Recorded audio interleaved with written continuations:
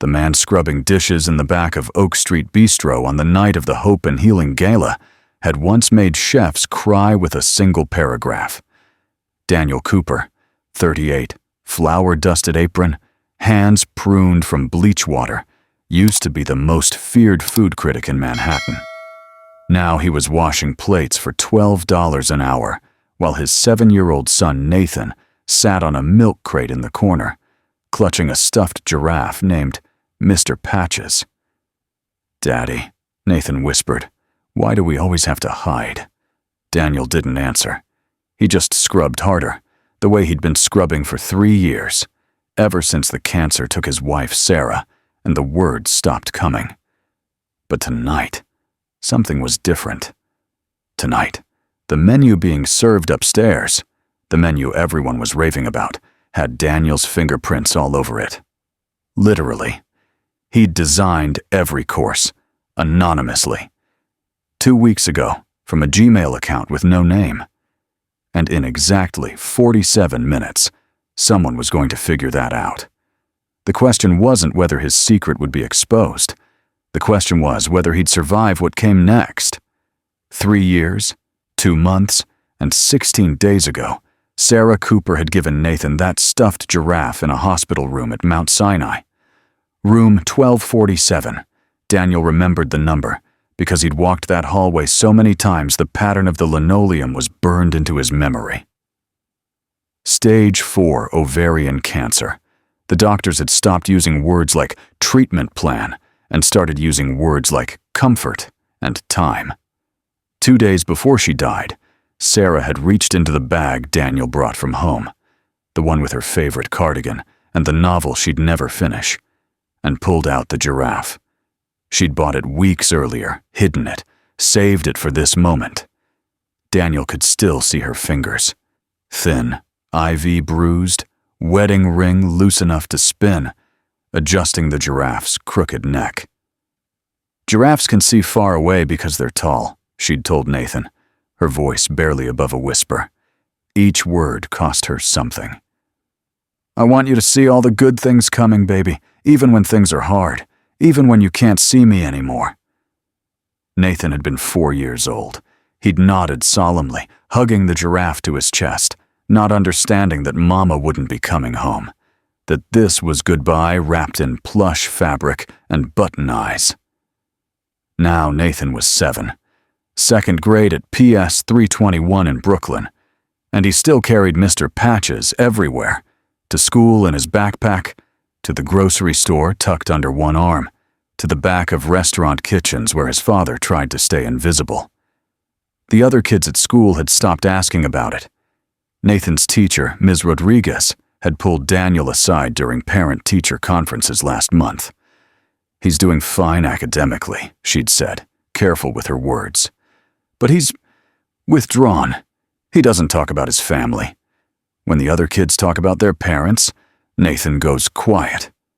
Daniel had nodded, throat tight, unable to explain that his son was learning to hide because that's what Daniel had been teaching him.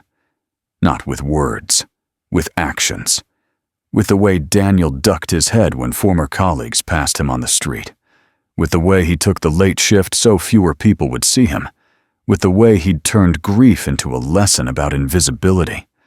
Daniel hadn't written a word about food since Sarah's funeral. The laptop sat in his apartment closet in Sunset Park, buried under winter coats they'd bought together and medical bills he'd never finished paying. The apartment was small, 1 bedroom that Nathan had, a pull-out couch in the living room where Daniel slept, kitchen table that doubled as desk and dining room and homework station. Sarah had hated it when they first moved in.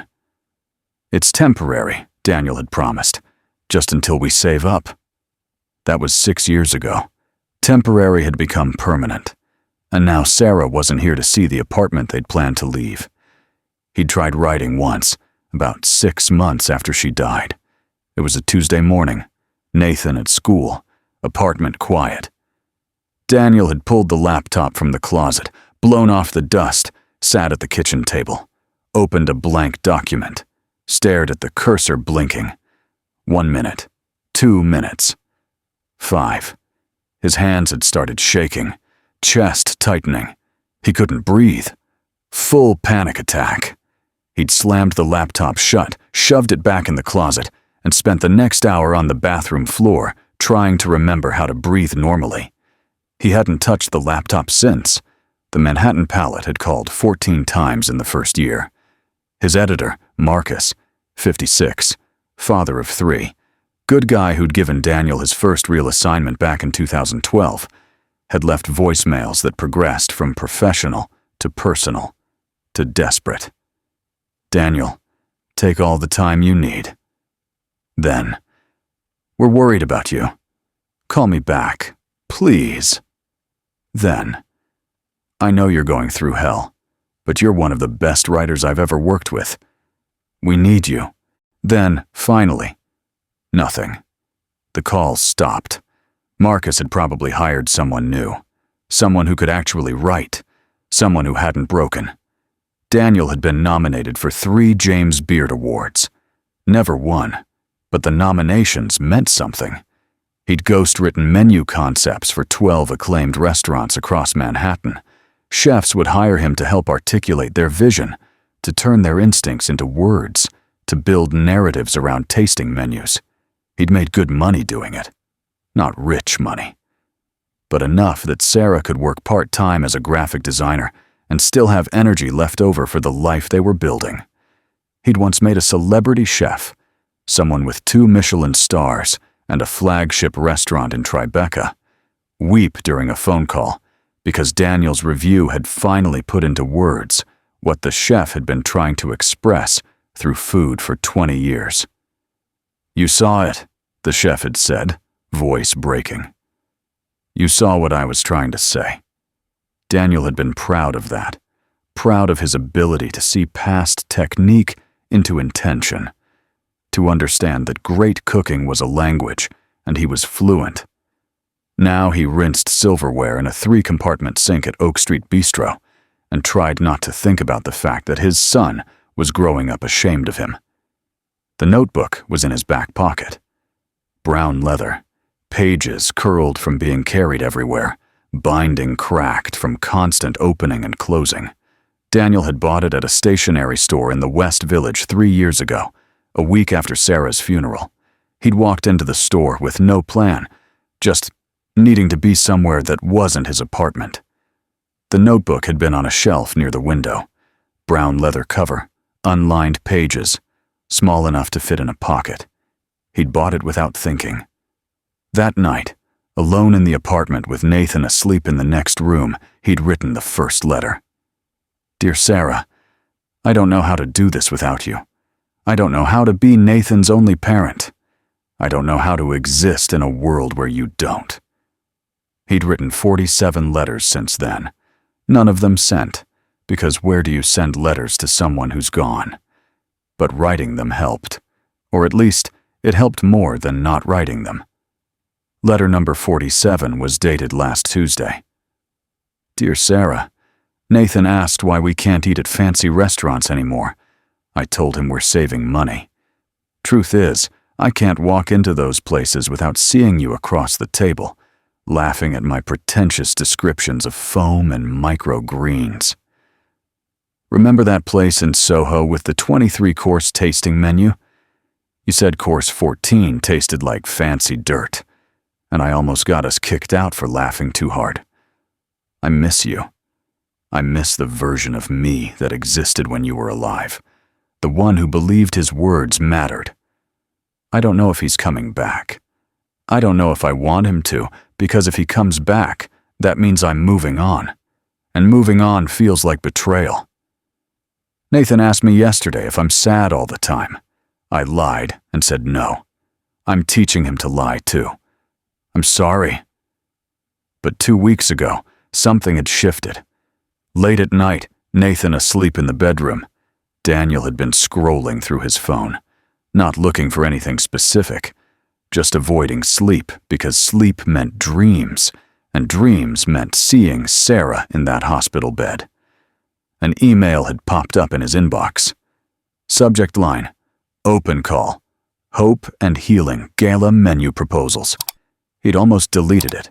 Spam, probably. but something made him open it. The Hope and Healing Gala, annual charity dinner to fund cancer research. $500 a plate, 200 guests. The kind of event Sarah would have loved, not for the food or the glamour, but for the purpose. She'd always said the best meals were the ones that meant something beyond taste. "Food should do more than fill you up, Danny," she'd said once, over takeout Thai food on their terrible apartment couch. "It should remind you why you're alive." The email explained that they were seeking menu proposals from the culinary community. Anonymous submissions accepted. Daniel had stared at his phone for a long time. Then he'd done something he hadn't done in 3 years. He'd opened the closet, pulled out the laptop, sat at the kitchen table, and he'd written. The words had come easily. Frighteningly easily. Like they'd been building up behind a dam for 3 years, and finally found a crack. A 6-course menu designed around the stages of grief and healing. He'd started with the amuse-bouche, compressed watermelon with goat cheese and basil oil. "This course tastes like summer," he'd written, "because when you're fighting cancer, winter lasts forever. You need to be reminded that summer exists, that warmth exists, that sweetness exists." The soup course, roasted butternut squash with sage brown butter. Comfort without heaviness, the kind of food you need when your body is tired of fighting. The fish course, pan-seared halibut with cauliflower puree and lemon beurre blanc. Clean, clear, a palate cleanser between the heavy and the heavier. A breath. The main course, braised short rib with parsnip puree and red wine reduction. This is the heart of the menu. 6 hours of braising, low and slow. It's about endurance, about the tough parts of us that need time and patience to become tender. My wife taught me this. She was sick for 14 months. Every day we got softer. Not weaker, softer. There's a difference. The pre-dessert, champagne sorbet with mint. A reset, because healing isn't linear. Sometimes you need to pause, breathe, start again. The dessert, dark chocolate tart with olive oil and sea salt. Bittersweet, because healing isn't about forgetting the pain. It's about learning to hold both the pain and the sweetness in the same moment. That's what survival tastes like. He'd written the entire proposal in one sitting. 3 a.m, fingers flying across the keyboard. When he finished, he sat back and stared at the screen. It was good. He knew it was good. It was the best thing he'd written in 3 years. Maybe the best thing he'd ever written. But signing his name to it felt impossible. Daniel Cooper was dead. Or at least, the version of Daniel Cooper who wrote about food was dead. He died in that hospital room with Sarah. Or maybe he died at her funeral, watching Nathan try to be brave while holding Mr. Patches. Or maybe he died slowly over 3 years of dishwater and invisibility. So he didn't sign it. He created a burner Gmail account. No name, no credentials, just the menu and the philosophy behind each course. He'd hit send at 3:27 a.m. and then closed the laptop, heart pounding, unsure whether he'd just done something beautiful or something stupid. 2 days later, the response came. "Dear anonymous contributor, your proposal has been selected for the Hope and Healing Gala. We were moved by your vision and your voice. The menu will be executed by executive chef Amanda Torres of Mariposa.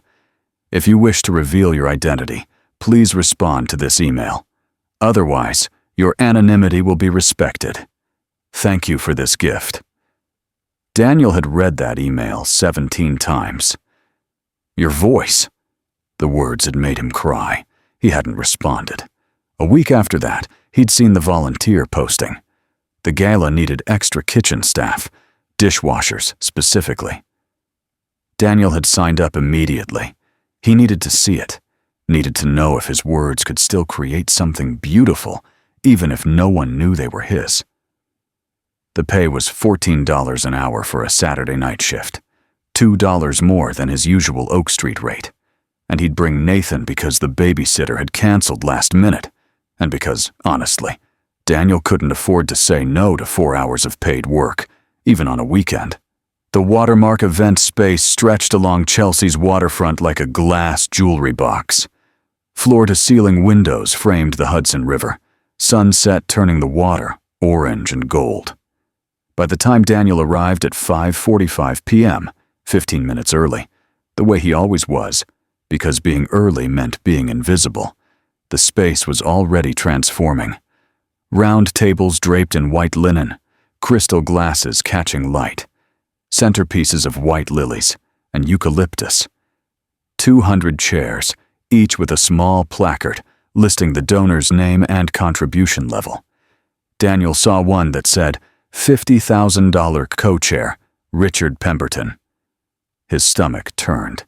The kitchen was pure chaos, professional chaos, the kind that looked disorganized to outsiders, but was actually a carefully orchestrated dance.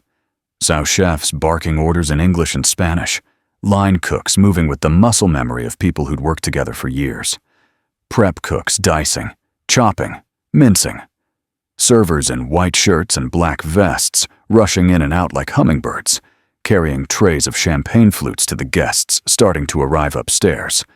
The air smelled like rendered fat and fresh herbs, and the particular electricity of a high-stakes service. The kitchen manager, a woman named Rosa with graying hair pulled into a tight bun, spotted Daniel.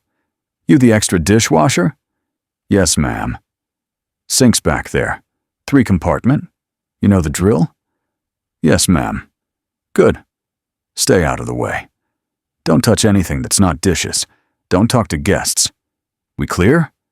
"Yes, ma'am." Rosa's eyes landed on Nathan, who stood partially hidden behind Daniel's leg. Mr. Patches clutched to his chest. "That your kid?" "Yes, I'm sorry. Babysitter canceled. He'll be quiet. I'll keep him out of the way." Rosa studied Nathan for a moment. The kid looked terrified. Small for 7, brown hair that needed cutting, wearing a hoodie 2 sizes too big. "Back corner, behind the dry storage. There's a milk crate. He sits there, doesn't move, doesn't talk to anyone. Understood?" "Understood. Thank you." Rosa nodded once and disappeared back into the chaos. Daniel led Nathan through the kitchen, weaving between line cooks and prep stations and servers, to the back corner behind the industrial shelving units stacked with dry goods. The milk crate was exactly where Rosa said it would be. Daniel set Nathan's backpack down, pulled out the iPad they'd bought used on eBay last year. "Okay, buddy, same rules as always. You stay right here. Headphones on. Don't move unless you need the bathroom, and if you do, you come find me first. Got it?" Nathan nodded, already pulling on his headphones. Then he looked up at Daniel with those eyes. Sarah's eyes. Blue-green. Too perceptive for a 7-year-old. "Daddy, why do we always have to hide?" Daniel felt something crack in his chest. He knelt down to Nathan's eye level, one hand on his son's shoulder. "We're not hiding, buddy. We're just being quiet." "It feels like hiding." What could Daniel say to that? That his son was right? That they were hiding? That Daniel had spent 3 years teaching Nathan that the safest way to exist was to make yourself invisible? That shame was something you carried quietly. "I know, buddy. I'm sorry. Just for tonight, okay? Tomorrow we can be loud." Nathan didn't look convinced, but he nodded anyway. Put his headphones on, looked down at the iPad screen. Daniel squeezed his shoulder once and stood up. Walked back to the dish pit. Tried to ignore the guilt sitting in his stomach like a stone. The sink was industrial-sized. 3 massive compartments. Wash, rinse, sanitize. The water in the wash sink was already scalding hot, steam rising. Daniel pulled on the heavy-duty rubber gloves hanging from a hook above the sink. Found the apron. White, stained, fraying at the edges. Tied it on. looked at the stack of dishes already piling up from prep work, took a breath, started scrubbing. Around him, the kitchen hummed with the particular energy of a high-stakes event. This wasn't some regular Tuesday night service. This was a gala. Press would be there. Food bloggers, Instagram influencers, people who mattered in the culinary world, people who'd once known Daniel's name, people who'd once cared about his opinion. Now they were upstairs drinking champagne, and he was elbow-deep in dishwater. The irony wasn't lost on him. The centerpieces were white lilies. Daniel could see them through the kitchen doorway, on the tables in the dining room where guests were starting to sit down. White lilies and eucalyptus. Sarah's favorite combination. They'd had the same arrangement at her funeral. Daniel had spent an hour with the florist, making sure the lilies were the right shade of white. Not cream, he'd said. Not ivory. White. That's what she liked. Seeing them now, in this context, felt like the universe playing a cruel joke. But also, maybe, like Sarah was here, watching, making sure he didn't stay invisible forever. At 6:30, the energy in the kitchen shifted. Someone important was arriving. Daniel could tell by the way the sous chefs straightened their posture, the way the line cooks became hyper-focused on their stations. Then he heard it. A voice. Loud, confident, cutting through the kitchen noise like it owned the space. "How are we doing, people? We good? We ready to feed some hungry donors?" Daniel didn't need to look up to know who it was. Richard Pemberton, owner of Pemberton & Co-Wires, the farm-to-table restaurant in the West Village that had 847,000 Instagram followers and a waitlist measured in months instead of days. Richard was wearing custom chef whites. Daniel could see them in his peripheral vision, with Pemberton & Co. embroidered in gold thread across the chest, designer glasses, hair styled in that carefully messy way that took 20 minutes to achieve. At his side, an assistant with a camera, ready to document every moment for social media. Richard moved through the kitchen like he was touring his kingdom, shaking hands with sous chefs, commenting on prep work, posing for quick photos. Some of the line cooks looked annoyed. Others looked starstruck. Daniel kept his head down and kept scrubbing. Richard Pemberton was part of the reason Daniel had stopped writing. Not the main reason. That was Sarah. That would always be Sarah. But Richard was there, in the background, a symbol of everything Daniel had come to hate about food culture. 5 years ago, 2019, Richard had opened his first restaurant in the meatpacking district. Expensive build-out, investor money, major press attention. Daniel had been assigned the review. He'd gone 3 times, alone the first time, with Sarah the second, with another critic the third. Each time he'd been disappointed. The food wasn't bad. It was technically proficient, but it was soulless.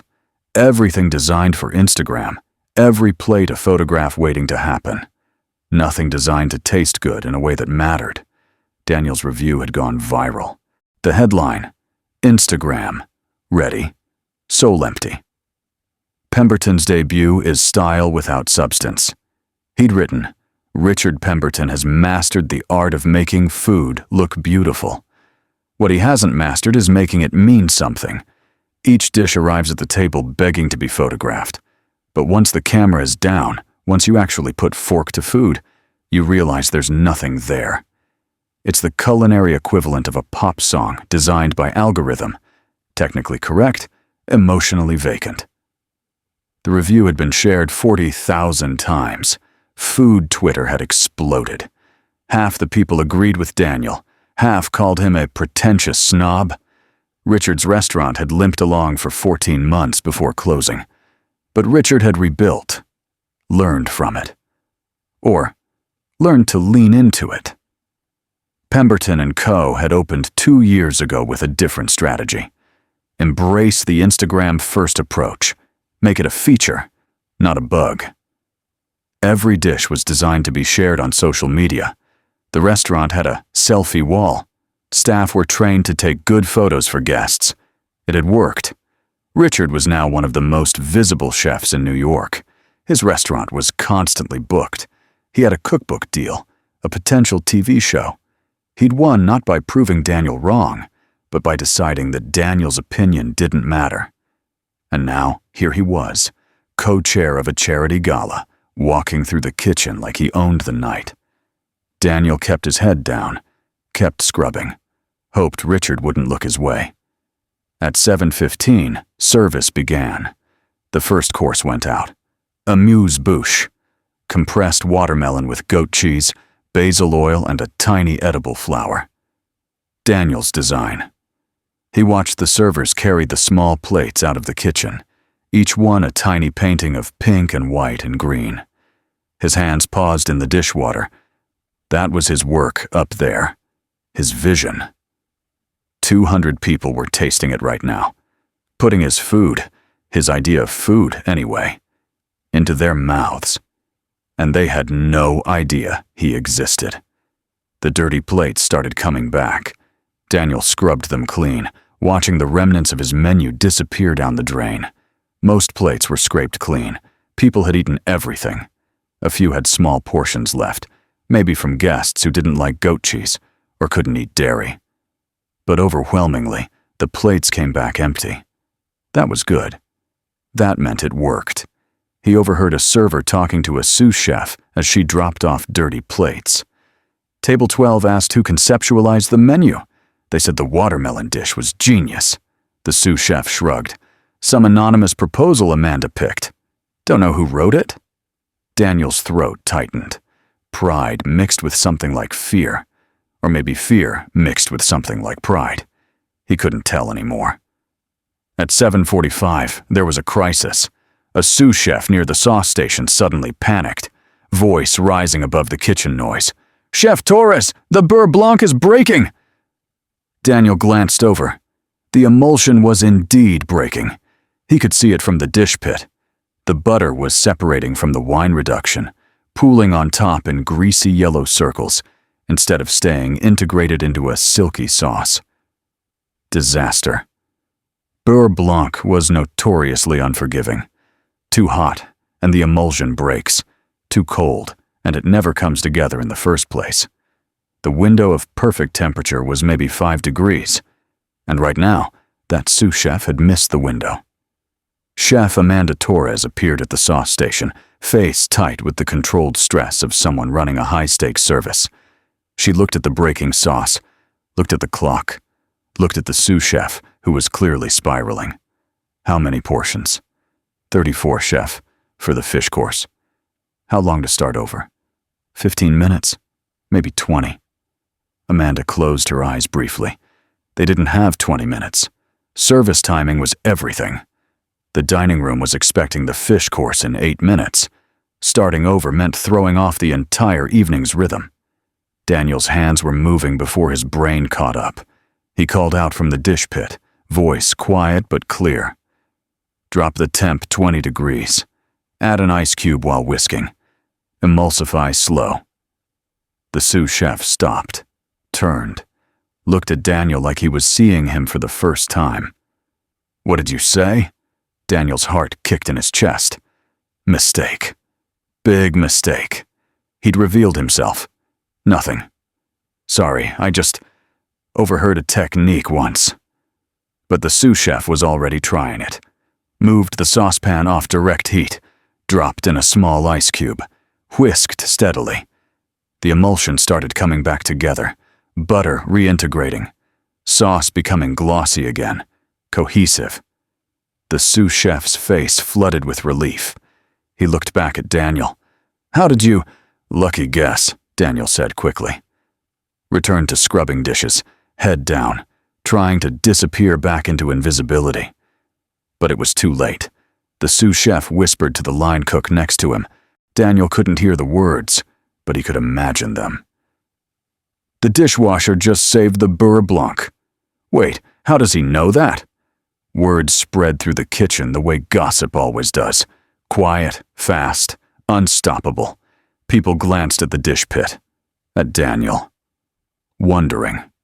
Chef Amanda Torres heard. Daniel saw her ears perk up.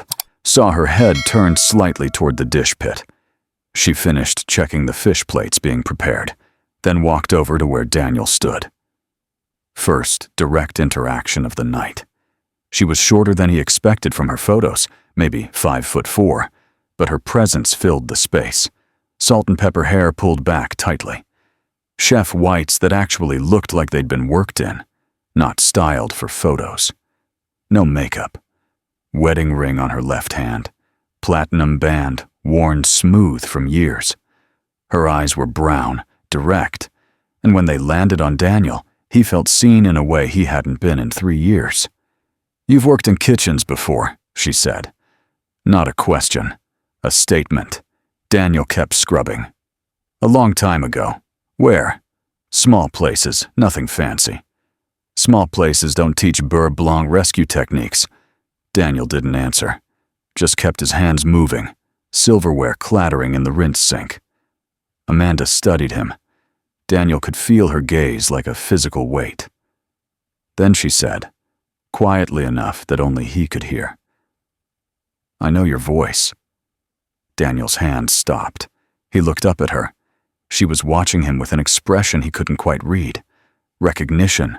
Suspicion? Something else? "I don't know what you mean, Chef." "Sure you don't." She held his gaze for another moment, then turned and walked back to her station. But Daniel saw her pull her phone from her pocket. Saw her type something quickly. His own phone buzzed in his back pocket seconds later. He waited until Amanda was focused on plating before pulling it out. Old iPhone 8, screen cracked at the corner. A text from an unknown number. "I know who you are. We should talk. AT." Daniel's blood ran cold. Amanda Torres. She knew. Somehow, she knew. He deleted the message immediately, shoved the phone back in his pocket, and returned to the dishes with shaking hands. At 8 o'clock, Nathan appeared at the dish pit, against the rules. "Daddy?" Daniel looked down. Nathan's face was pale, eyes wide. "What's wrong, buddy? You okay?" "I needed to use the bathroom, but you said to find you first." "Okay, yeah, good." Daniel dried his hands on his apron, started to lead Nathan toward the bathrooms at the back of the kitchen, but they were intercepted. Richard Pemberton stepped into their path, that Instagram-ready smile on his face. "Whoa, hey, whose kid is this?" The kitchen manager, Rosa, appeared. "That's Cooper's son. Babysitter canceled." Richard's eyebrows raised. "The dishwasher brought his kid to a charity gala." He laughed. Not mean, exactly, but condescending. Like it was cute and pathetic at the same time. "Bold choice." Daniel tried to move around him. "Excuse us, he needs the bathroom." But Richard crouched down to Nathan's level, still smiling. "Hey, buddy, what's your name?" Nathan looked at Daniel, uncertain. Daniel nodded slightly. "It's okay." "Nathan," the boy said quietly. "Cool name." "Your dad works here tonight?" "Yeah." "What's he do?" Nathan hesitated. Daniel saw the shame creep into his son's face. The same shame Daniel felt every time someone asked what he did for a living. Nathan's voice came out small. He makes things." Richard's smile widened. "Makes things? Like what? Makes dirty dishes disappear?" A few people nearby laughed. Not everyone. Some looked uncomfortable, but enough. Enough to make Nathan's face crumple slightly. Enough to make Daniel's fists clench. Daniel put a hand on Nathan's shoulder. "Come on, buddy." He guided his son past Richard toward the bathrooms, refusing to engage, refusing to give Richard the satisfaction of a reaction. In the bathroom, Nathan used the toilet while Daniel stood by the sinks, staring at his reflection in the mirror. He looked tired, older than 38, hair going gray at the temples, eyes that used to have fire in them now just looked empty. When had that happened? When had he become this person? Nathan came out, washed his hands, looked up at Daniel in the mirror. That man was mean. Some people are mean, buddy. Why didn't you say anything? Sometimes it's better to just walk away. Is that what Mama would do? Daniel froze. Sarah wouldn't have walked away. Sarah would have smiled sweetly and said something devastatingly polite that made the other person realize they were being an asshole.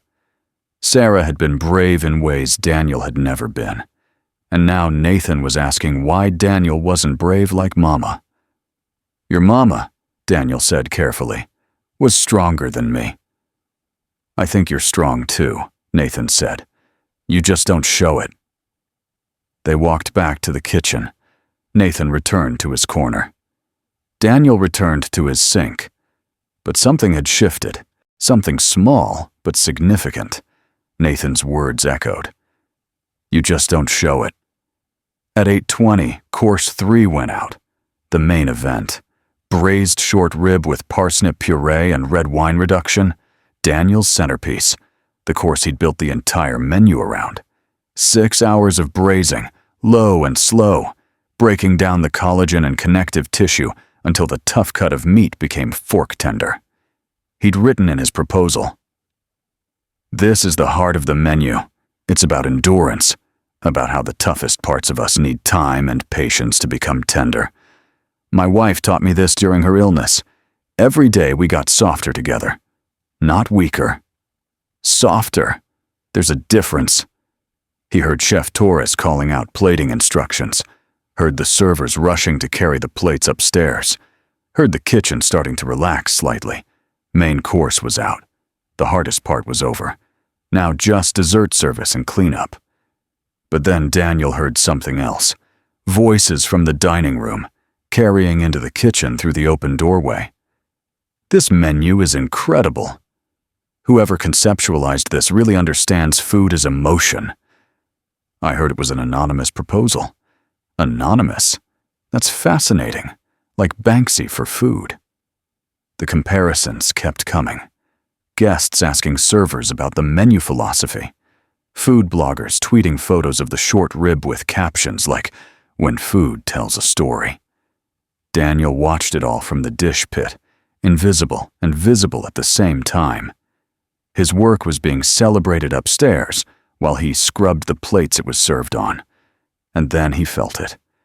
The familiar tightness in his chest, the shortness of breath, panic attack building. Not full-blown, not yet, but approaching. He gripped the edge of the sink, trying to breathe slowly. In through the nose, out through the mouth. But his hands were shaking. The water suddenly felt too hot. The kitchen noise too loud. Everything too much.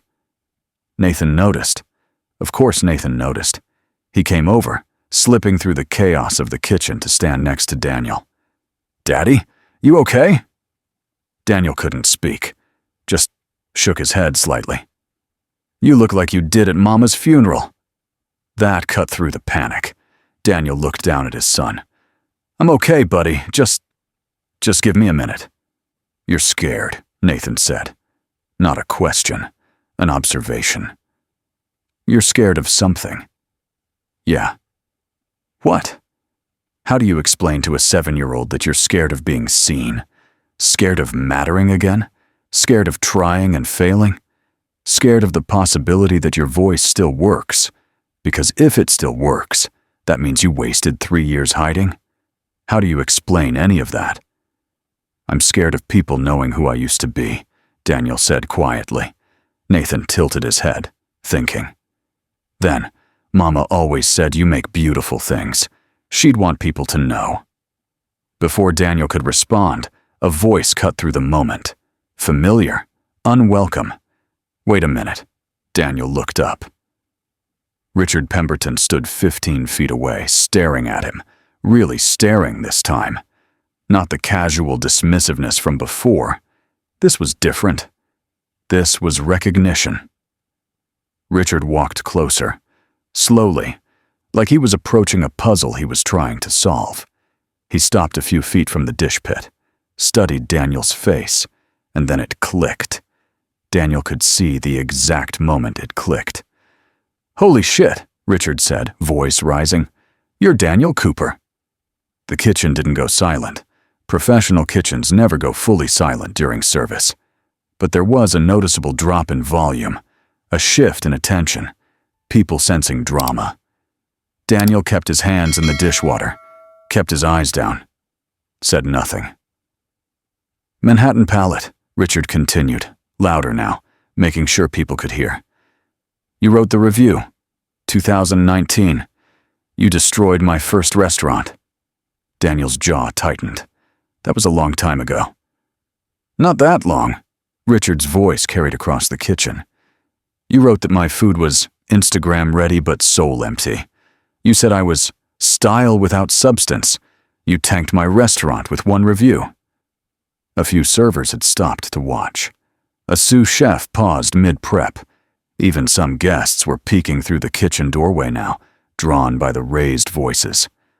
That was my job, Daniel said quietly. I was a critic. I wrote what I experienced. Your job? Richard's laugh was sharp. Your job was to destroy people's dreams, to shit all over months of work because it wasn't artsy enough for you. Daniel wanted to argue, wanted to say that the review had been fair, that Richard's food really had been soulless, that criticism was necessary for the industry to grow. But what was the point? He'd already lost this fight 3 years ago when he stopped writing, when he accepted that his words didn't matter anymore. So he just said, I'm sorry if I hurt you. Sorry. Richard's voice went higher. You ruined me. Ruined my reputation. Cost me $1 million in investor money. He gestured at Daniel, at his wet hands, his stained apron, his pruned fingers. And look at you now. What happened, Cooper? Fall from grace? Or did you just finally realize you were irrelevant? Daniel said nothing. What could he say? Richard was right. He had fallen. From Manhattan's most feared critic to a dishwasher making $12 an hour. From 3 James Beard nominations to hiding in the back of a kitchen. From someone whose words could make chefs cry to someone who couldn't string together a sentence without having a panic attack. Richard noticed Nathan standing nearby, and his expression shifted into something crueler. Is this your kid? Daniel's voice came out harder. Leave him out of this. But Richard walked over to Nathan, looking down at the boy. You're the one who said your dad makes things, right? Well, I'll tell you what your dad really did. He made a career out of tearing people down, out of destroying dreams with words. That's what he made. Nathan's eyes filled with tears. That's not true. No? Richard crouched down to Nathan's level. Ask him. Ask your dad if he made my restaurant close. Ask him if his words matter more than people's livelihoods. Daniel moved toward them. Step away from my son. Richard stood, hands up in mock surrender. Hey, just having a conversation. Then, louder, for the audience that had gathered. Tell me, Daniel, why is your kid here?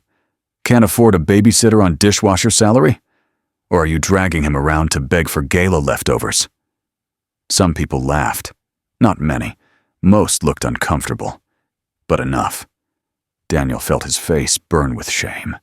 Not for himself. For Nathan. For what his son was witnessing.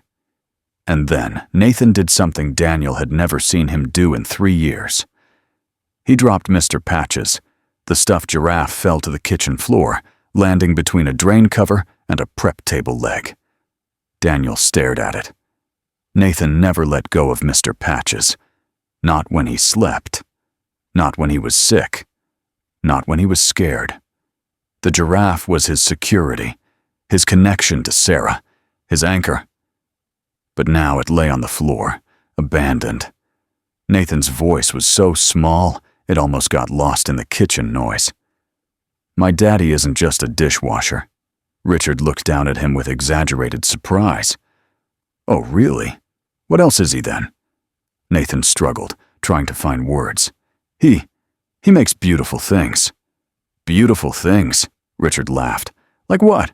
Sparkling, clean silverware? Grease-free pans? More laughter from the onlookers. Daniel wanted to disappear, wanted to grab Nathan and leave, but his feet felt rooted to the floor. Richard leaned down again. "Listen, kid, your dad used to matter. Used to have power. Used to make chefs cry with his fancy reviews. Now?" He straightened up, looked at Daniel with something like pity. "Now he's nothing.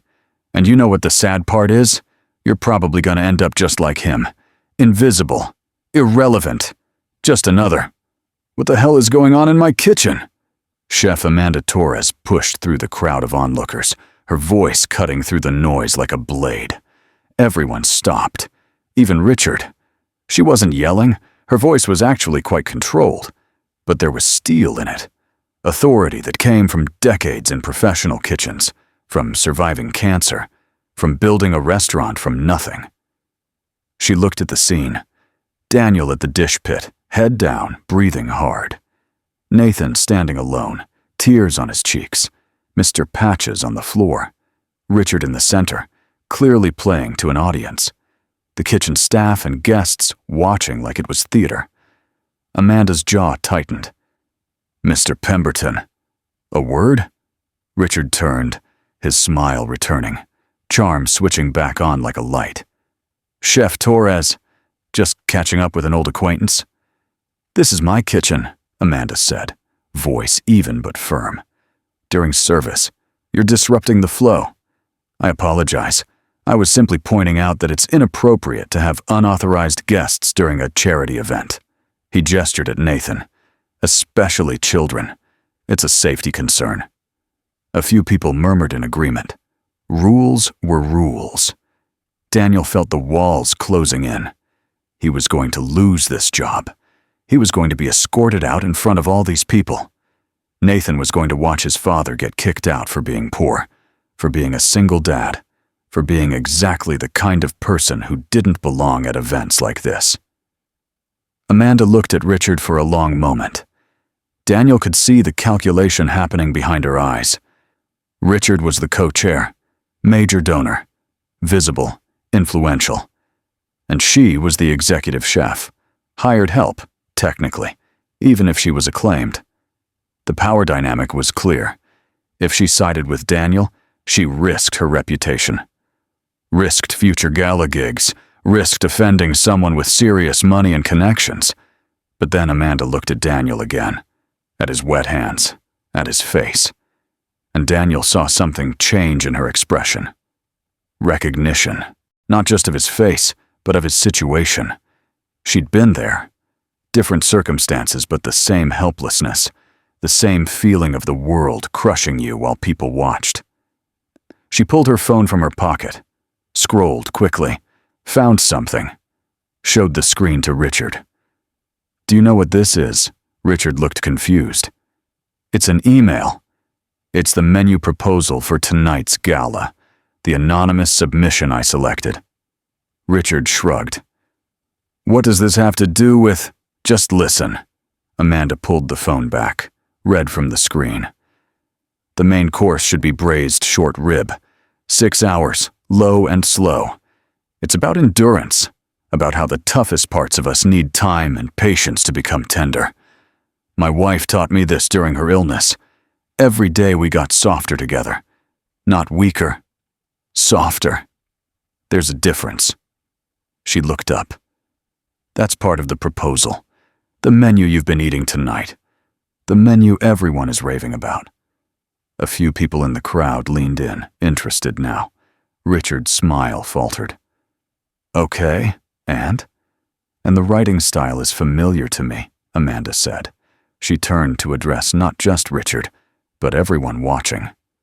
"Precise, compassionate, understanding food not as technique, but as emotion, as memory, as healing."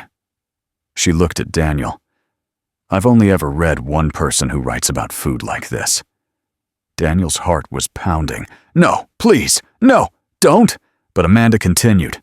"Daniel Cooper, Manhattan Palate, 2012 to 2021. One of the most respected food critics in New York, maybe the most respected." Gasps, whispers spreading through the crowd like wildfire. "Wait, the dishwasher is Daniel Cooper?" I thought he was dead. I heard he quit after his wife died. He wrote that Pemberton review. Richard's face went from confident to confused, to something like disbelief. That's impossible. He couldn't have written that menu. Why not? Amanda's voice was sharp. Because he washes dishes now? Because he's not wearing expensive chef whites? Because he doesn't have 800,000 Instagram followers? Because he's...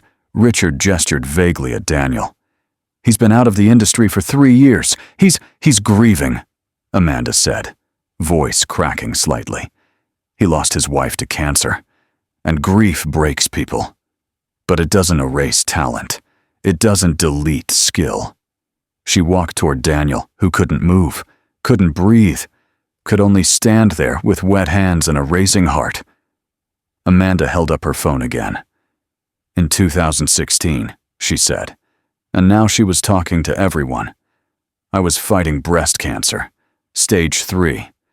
I nearly lost my restaurant, Mariposa, because I had to stop working.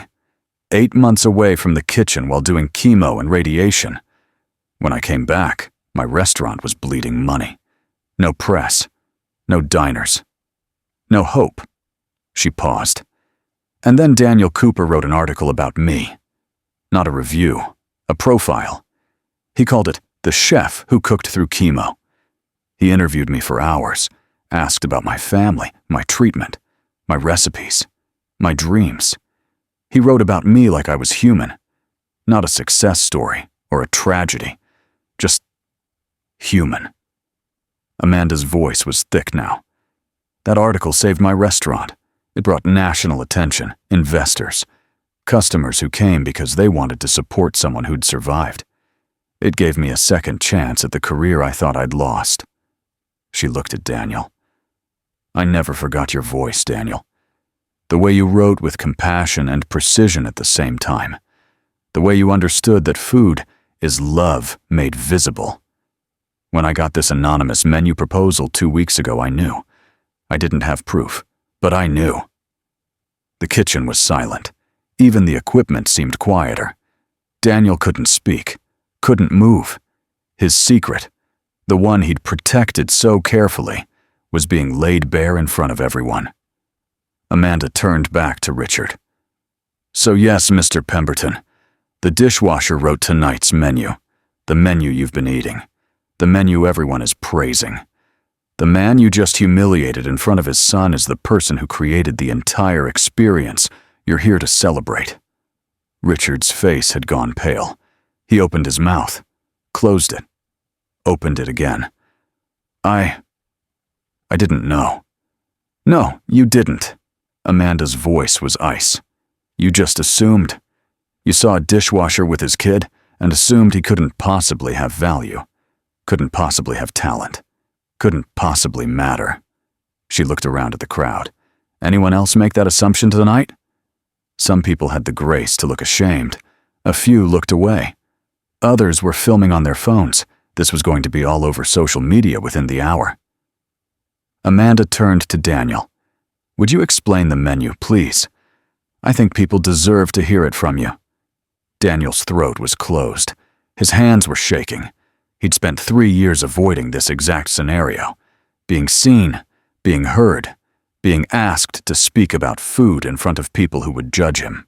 The panic attack he'd been fighting all night was right there, ready to swallow him whole. I can't, he whispered. I can't speak about food. I haven't been able to for 3 years. Why not? Because, his voice broke. Because when Sarah was dying, all I could think was that I'd spent my life writing about food, like it mattered, like it was art, like it was important. And she was dying, and none of it mattered. None of my words could save her. None of my articles could fix her. All my talent, all my skill with words, and I couldn't do the only thing that mattered. The kitchen was so quiet Daniel could hear his own heartbeat. Food is just food, he continued, the words pouring out now. And I'm just someone who writes about it. I'm not a doctor. I'm not important. I couldn't save her. So what's the point? Why does any of it matter if the people we love die anyway? Nathan was crying now, quiet tears running down his face. Amanda's voice was gentle. "Daniel, look at me." He looked up. "Your words saved my restaurant. They saved my career. They gave me hope when I had none. Your words have mattered to hundreds of people. Chefs, diners, readers. They mattered to your wife, or she wouldn't have told you to keep writing." She paused. "And they matter to your son, who's watching you right now, deciding whether hiding is stronger than speaking." Daniel looked down at Nathan, at those blue-green eyes swimming with tears, at Mr. Patches still lying on the floor, forgotten. Nathan's voice came out as a whisper.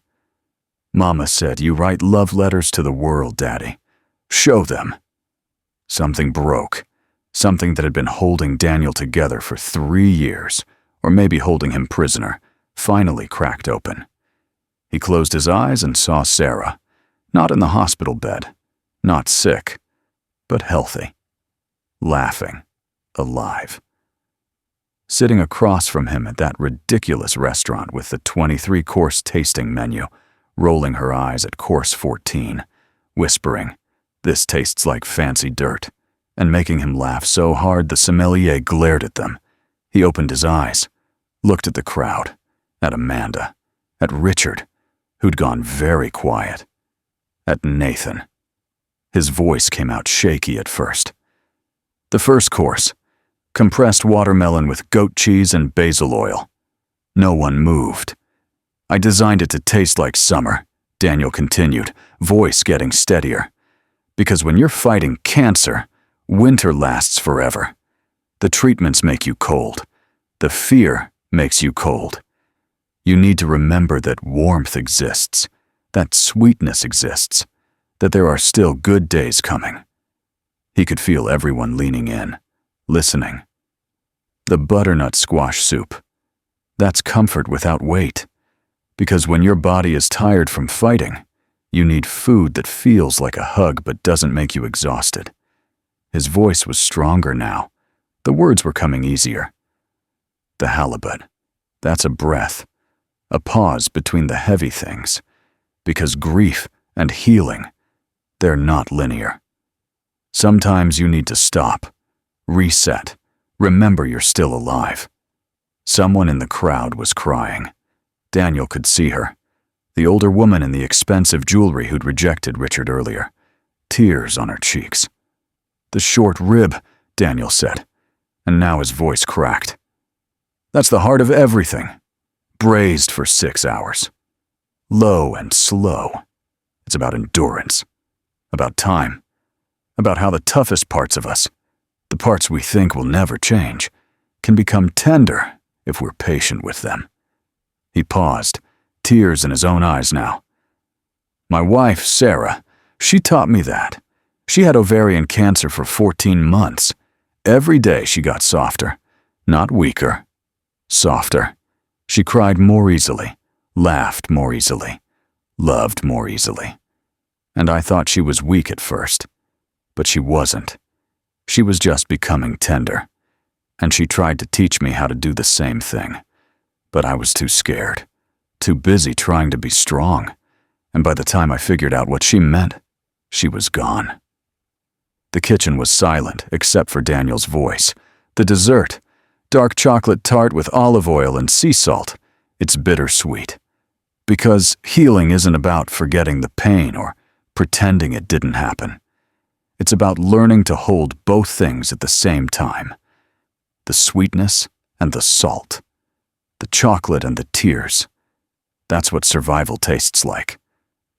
He looked at Amanda. "Every course is a stage of grief, of healing, because this gala is about hope, right?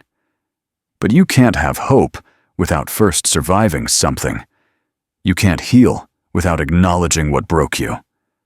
Chef Torres was crying, not hiding it, just standing there with tears on her face, nodding. Daniel looked at his son. "Nathan, can you pick up Mr. Patches for me?" Nathan moved immediately, retrieving the giraffe from the floor, brought it to Daniel. "Your mama gave you this," Daniel said, holding the worn plush toy. "Right before she died. She said giraffes can see far because they're tall. She wanted you to see possibility even when things were hard." His voice broke. "But I haven't shown you possibility, have I? I've shown you how to hide, how to be ashamed, how to make yourself invisible because the world is scary. Daddy, I'm sorry, buddy. Mama would be so disappointed in me." "No, she wouldn't," Nathan said. "She'd be proud you made this food, even if you were scared." Daniel knelt down to Nathan's level, held his son's face in his still wet hands. "You're braver than me. You know that." Nathan shook his head. "I'm scared all the time." "Me too. But you don't let it make you mean. That's the difference." Behind them, applause started. Chef Torres was the first, her hands coming together in a slow, deliberate clap. Then others joined. Kitchen staff, servers, the guests who'd been watching from the dining room doorway. The sound built and built until it filled the kitchen, rolled through the space like thunder. Someone called out from the crowd. "Who is this man?" Amanda raised her voice. "This is Daniel Cooper. He created tonight's menu. Every course you've eaten came from his vision, his philosophy, his grief, his love. He's not just a dishwasher." She looked directly at Daniel. "He's an artist. He's a father. He's a survivor." The applause continued. People stepped forward. Guests, kitchen staff, even a few servers, shaking Daniel's hand, telling him the menu moved them, asking questions about his process.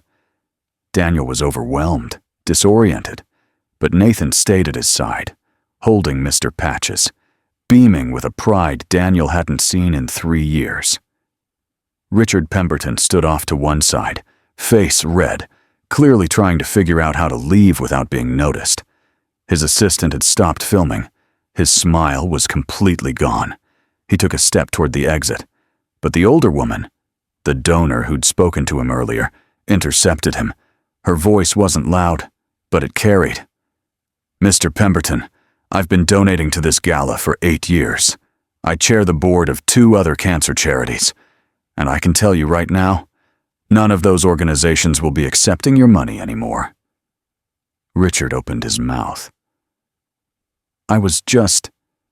You bullied a grieving widower in front of his child because you were still nursing a grudge from a review that was, apparently, accurate." She looked him up and down. "Style without substance. That's what Daniel wrote about you. I think he was being generous." She turned and walked away. Other donors followed, giving Richard wide berth. His assistant whispered something about leaving. Richard nodded and walked toward the exit. No fanfare, no goodbye to anyone. Just deflation and retreat. Daniel watched him go and felt nothing. No satisfaction. No vindication. Just tiredness. As the crowd began to thin, service was over, dessert had been plated, the evening was winding down. Chef Torres approached Daniel. "Can I talk to you? Privately?" They stepped into the back hallway, away from the chaos. Nathan stayed in the kitchen, sitting on his milk crate, finally calm. "That took courage," Amanda said. "That was a panic attack that accidentally turned into a speech." She smiled. "Same thing sometimes." Then, serious. "I meant what I said. You have a voice. The food world needs it. I don't know if I can do this again. Speak in front of people. Be visible." "Then don't. Not yet." She pulled a business card from her pocket. "Ghostwriting. Menu concepts for chefs who need help finding their story. Philosophy pieces for restaurants who want to articulate their vision. You wouldn't have to be public. You could work from home, communicate by email, stay anonymous if you want. Until you're ready." Daniel took the card. "Why are you doing this?" "Because you gave me a second chance when I was drowning. Because I see myself in you. Someone who thought they were finished, but wasn't. And because... She gestured back toward the kitchen, toward Nathan. Because your kid deserves to see his father do what he's meant to do, even if it's scary. How much does this pay? Enough to stop washing dishes if you don't want to. Enough to take Nathan to restaurants sometimes. Enough to live. She paused. Start with one project. See how it feels. If it's too much, walk away. No harm. Daniel looked at the card. Amanda's name, Mariposa's address, a phone number and email. I'll think about it. Good. Then, also, Nathan's welcome at Mariposa anytime. Sundays, kids eat free. We can talk about possibilities over real food, not charity dinner food. Just good food. 3 days later, Daniel sat at his kitchen table in Sunset Park, morning light streaming through the window. Nathan was getting ready for school, packing his backpack, tucking Mr. Patches carefully inside. Daddy, can I tell my teacher what you did?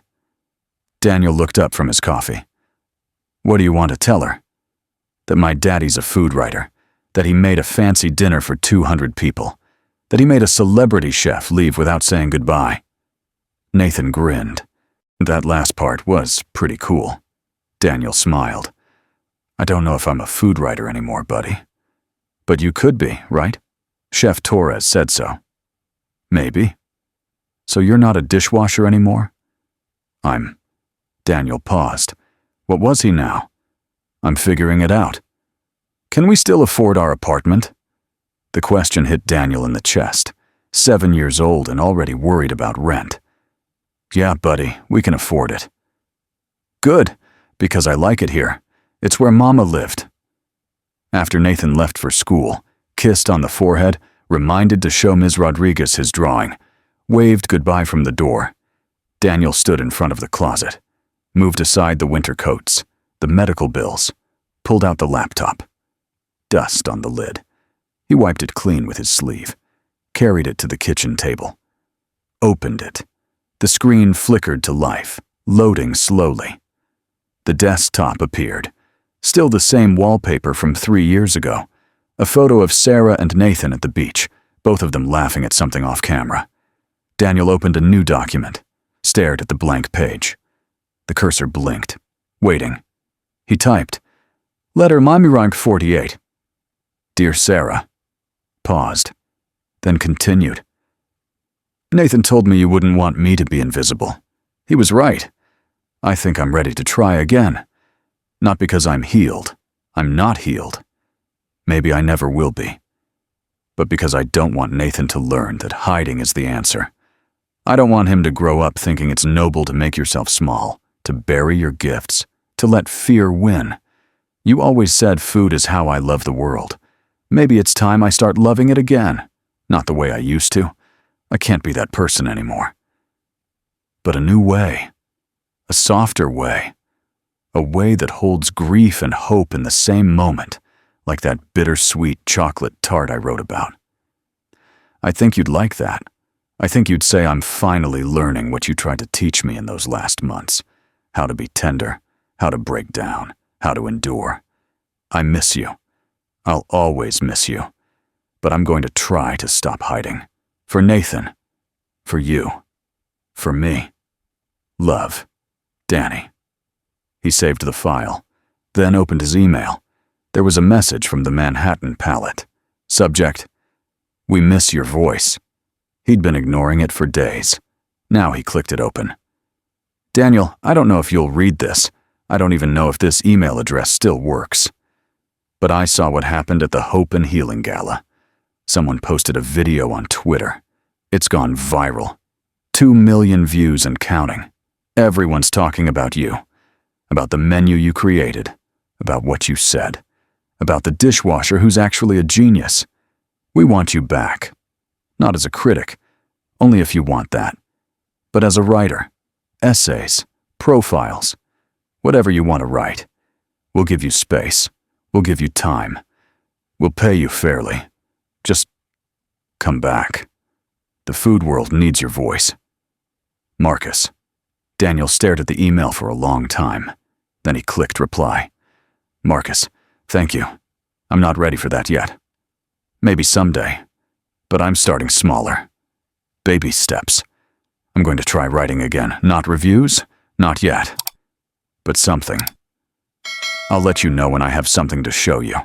Take care. Daniel. He hit send before he could second-guess himself.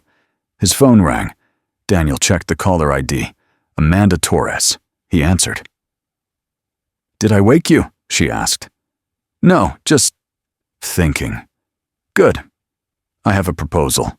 There's a chef in Queens, small restaurant, family-owned, incredible food, who wants to expand his menu but doesn't know how to articulate his vision. He needs help. Menu conceptualization, philosophy writing. He'll pay $2,000 for the project. Daniel's breath caught. $2,000. That was more than a month of dishwashing. I don't know if I can. You can.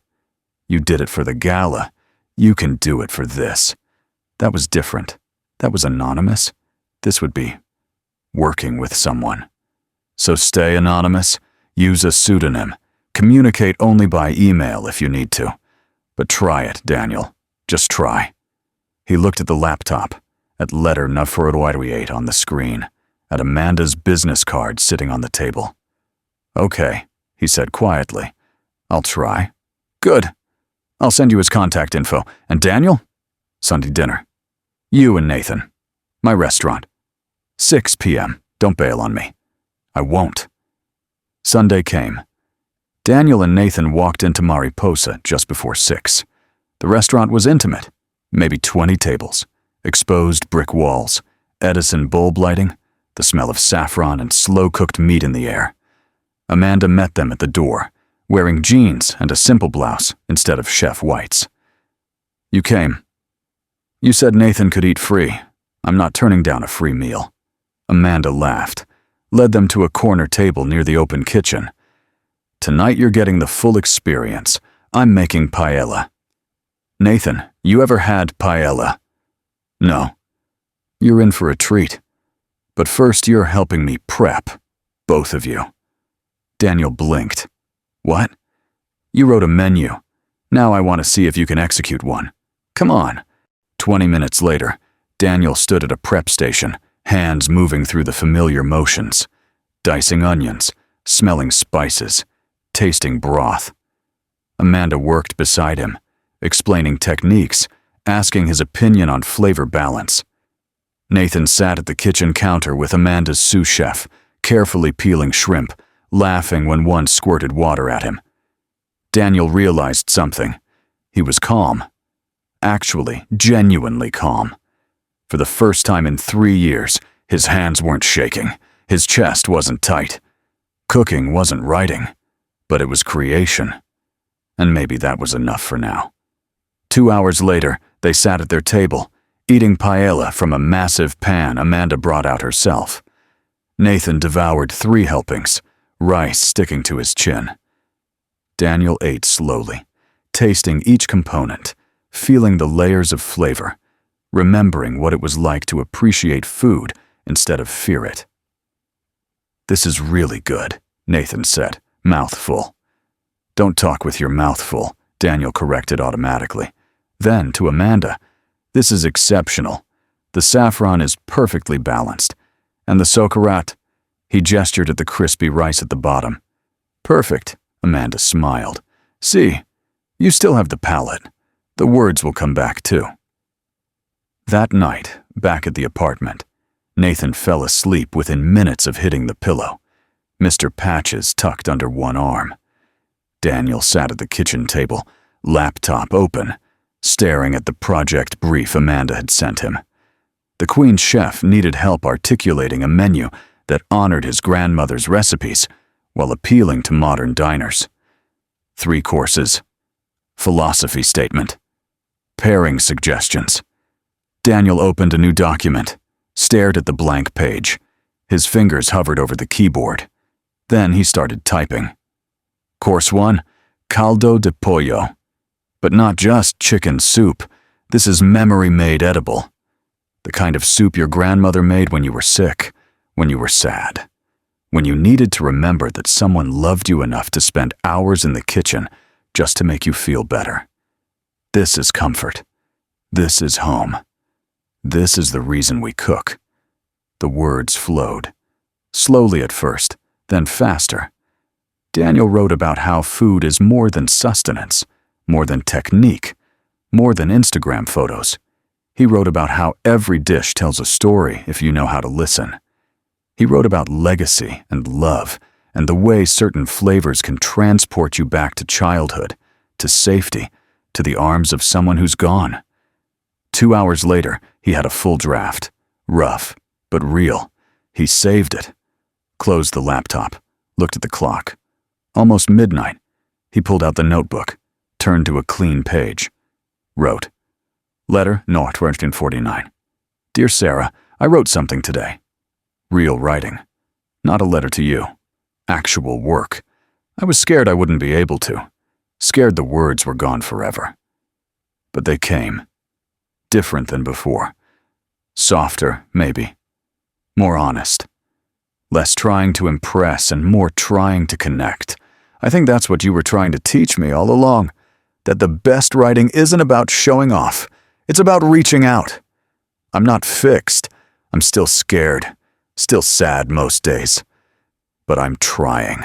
For Nathan. For you. For whoever I'm becoming.